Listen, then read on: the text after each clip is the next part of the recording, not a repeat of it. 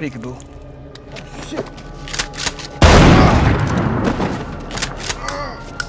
You whole ass motherfucker. Alright, so a lot has happened in BMF episode 6 of season 2 where it was kind of funny because when Lucy and Charles was at the dinner table and she was talking, she was just like, you're a faithful husband and this and that. He's just like, and then you see at the end where he was trying to break things off with Mabel. He's like, listen, we can't be together, this and that. You see, this was the thing about, I guess, marriages and relationships and situationships or whatever they call it. When you have a woman, right, wife, girlfriend, whatever, and then you have somebody else, and you trying to leave that somebody else, but they come along with this temptation and shit, and it's like, what can you do? But it was so messed up because he's doing his business with her, and I guess you seen like the angel the statue that was like sitting on the table. I said, damn, Charles, no. Charles, no. But that's gonna be crazy when Lucia finds out about it, cause she got the wrong woman. Like, she thought it was the other woman, but it was like, no, it's Mabel. Like, she got the wrong woman. She was, I wouldn't say close, but she got the wrong woman. But when she finds out, oh, it's over, she gonna be like, nah, son, like, different than the boys. Like, that's gonna be crazy.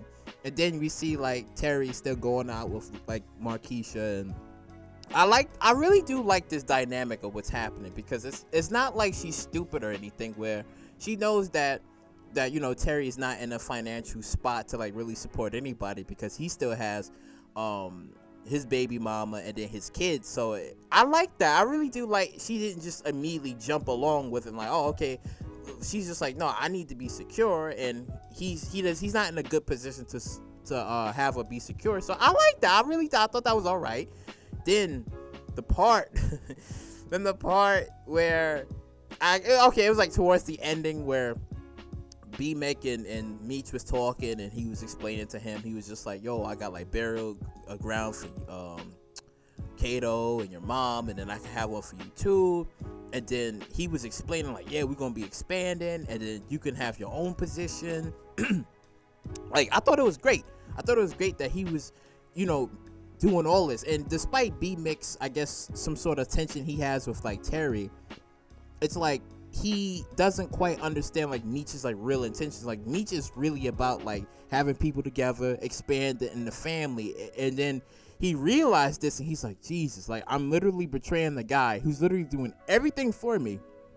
He's doing everything for me, and he's like, Jesus, all right. And then I didn't think he was gonna show him like, listen, I'm bugged, like, he got me and shit, and that's when he was like, oh, okay. And then they ran in the back, and then they took the drugs, and Brian was upset about it. He's like, damn it, like, he took the drugs and shit. But it's like, it's this back and forth tale that they're gonna keep going along. But like I said, in this season, Brian is gonna lose. It's not like he's gonna get some sort of advantage, or he's gonna lose. It's not like we're gonna see like, oh, he's gonna take down Meech. No, he's gonna lose, because we know that in the future he's gonna get them both. But now, not so much. It's more like a cat and mouse type game. Then I guess, and also too, like his relationship with like Jin, and I mean, I don't really care too much for it. I don't care for it as much, because it's like, I guess what's gonna probably like fuel any flame to the fire is if she dies and Meech and Terry has something to do with it, and then it would like drive him over the edge to come after both Meech and Terry even more. But I don't really care for their relationship too much. If they are trying to push anything, I don't care. But my only main focus is Lamar. Lamar needs to be stopped at all costs. He's out here doing some John Wick fucking what's his name?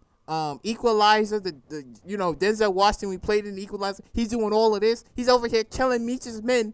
They can't do nothing. He's hiring men to kill him, and it's failing. I'm like, yo, Lamar is on some crazy time, some demon time right now. This man can't even be stopped. Then he gets a dog, because the owner, I guess, had the dog in a, well, it wasn't real, well, he said it was, I guess, like in a, like pit bull fight, because you see, I guess, like the dog had like some bruises on him, and then he beats up the owner and takes the dog.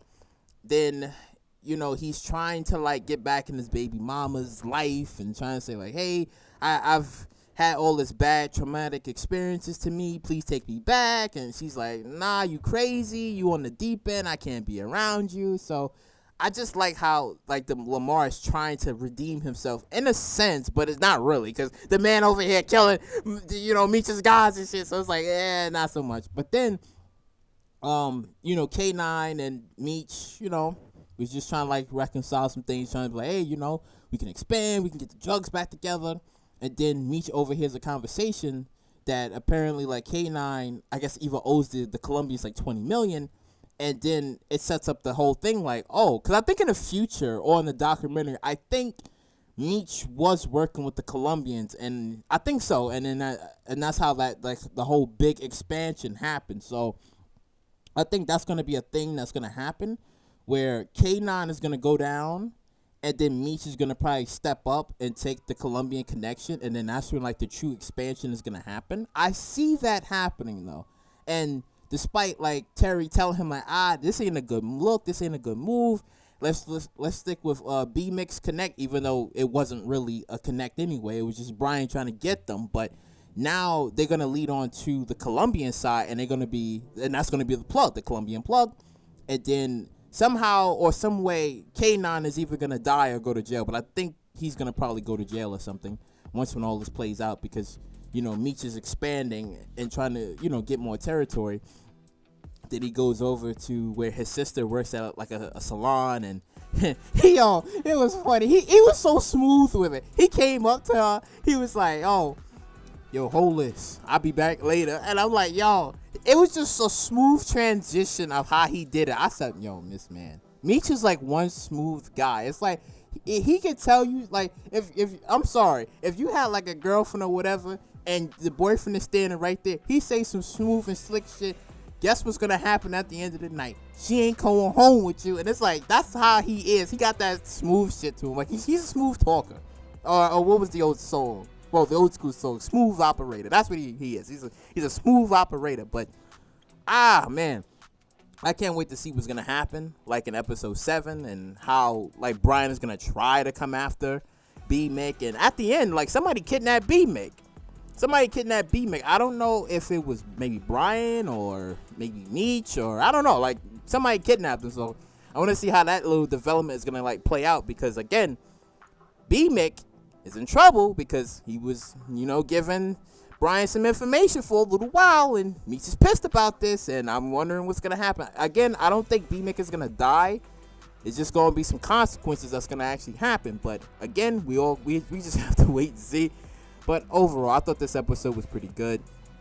Everybody got to shine a little bit. Everybody was doing their thing. Charles is on his sneaky links type vibe right now, and Meech is Meech. So, yeah, comment down below what you think of this episode. Like, comment, subscribe, and share. I'll catch you all in the next one.